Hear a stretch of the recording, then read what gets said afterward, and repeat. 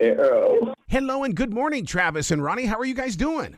Great. How I'm are you great. I doing? love the enthusiasm. Absolutely, Travis. You know it's all about the energy. You know that. Hey, I'm going to start with you, Travis, because I'm going to tell you something. You know, the show really gets me, and I'm going to be taking notes during the entire show on MTV. Help! I'm in a secret relationship. My father had two families going at the same time. I can so relate with this. Wow. That is intense. And that is actually something that, I mean, we kind of deal with, in this show. And to your point, right? This is stuff that happens every single day, all around the world. Nobody is off limits. And this is really kind of a phenomenon that a lot of people can relate to, which I feel like is why Ronnie and I are doing the show. Yeah. Ronnie, when a secret is revealed, you know there's going to be emotions because the human heart is only so strong. Oh, absolutely. I mean, and not only, when the confrontation happens between these two people who love each other so much. And so, like you said, with love, there's a lot of passion there. But throughout the journey, there's a level of intensity because there's a lot of speculation. When you don't know what is, your mind kind of wonders, what's wrong with me? Do they have another family? Mm-hmm. Are they cheating on me? What is this secret? So, I mean, it's just intense from start to finish. And like you said, I mean, love is passion, and the tensions are high, and those confrontations get a little testy at times. Well, Travis, one of the things that my heart always goes to is that the men or women who didn't know and then what they go through, because, I mean, that relationship, I mean, I almost feel like that sometimes it's entrapment because the person that knows what's going on has trapped both of these two people or even three or four people.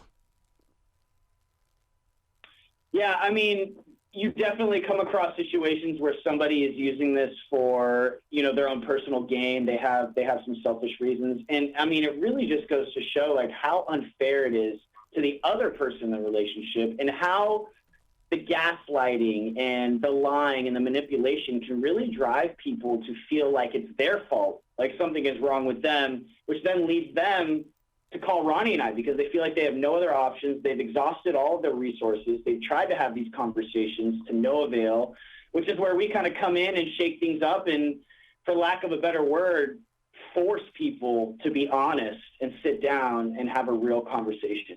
Well, Ronnie, Lucky for us. Yeah, go ahead. Go ahead. No, please, you. Oh, well, I was just saying, lucky for us,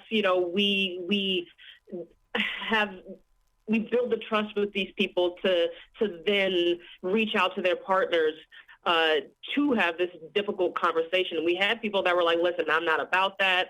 I don't feel comfortable. We get it. We're coming in there with cameras and things like that, but that lets you know the level of desperation. Mm-hmm. And thank goodness, 9 times out of 10, people actively decide to sit down with us. And that lets you know that they are invested in this relationship. It's just something is just not right.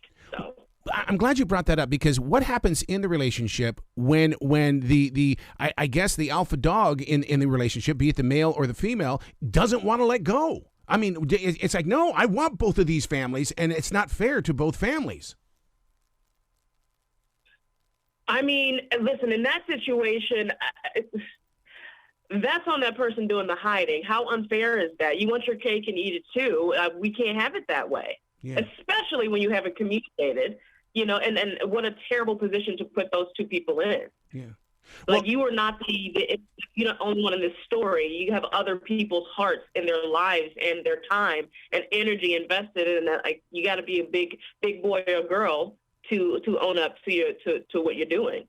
Travis, how much time will be put into the kids, if there are kids in the relationship? Because meeting sisters for the very first time at the age of 50 was kind of freaky for me. Oh man, that is something that I can't even begin to think about. I mean, how was that for you? What did it feel like when you kind of discovered, another side to your family? Well, the thing that I remember the most was that I didn't believe it. I denied it, and until I saw pictures, and I went, "Oh my God, we look like each other. Oh hell, this is true." Wow. I mean, yeah, I can't even begin to imagine that. I feel like to add kind of to what Ronnie says, it's really all about empathy, and you really have to be able to put yourself in these people's shoes and positions and kind of insert yourself in their relationships to see why this has gone on so long. And oftentimes it is a culmination of lies, manipulation, bad intentions, people wanting their cake and to eat it too, right? Like they want to appear single while having the stability of a relationship. And that's just not fair. And I think Ronnie, she's dropping some gems on this whole season of episodes. If you want some life advice, you want some relationship advice, watch this show because you're going to walk away with something. And it's on MTV, and listeners need to know it's Help, I'm in a Secret Relationship. Travis, I love talking with you, and Ronnie, I'm glad I finally got to meet you. So I can't wait to meet you guys again on different days, talking about all the projects you're always involved in. Well, thank you for always supporting. We really appreciate it. Well, you guys be brilliant today, okay? You as well. You as well.